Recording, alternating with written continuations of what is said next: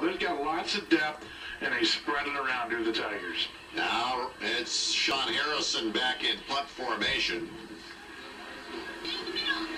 Zach Carr back to receive the kick. They get through, and the Seahorses block the kick. The ball is picked up and will be returned for the touchdown.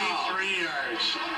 The block for number 52, James Gilbert, and number 79, Connor Ryan. 6'2", 220-pound senior runs it in for the touchdown. It is 35-12 with 3:43 left in the third quarter.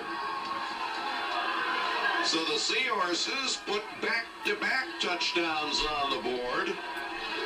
Connor Ryan, 28-yard return, 38-yard return. We have to 28 for sure. A 28-yard return of the block.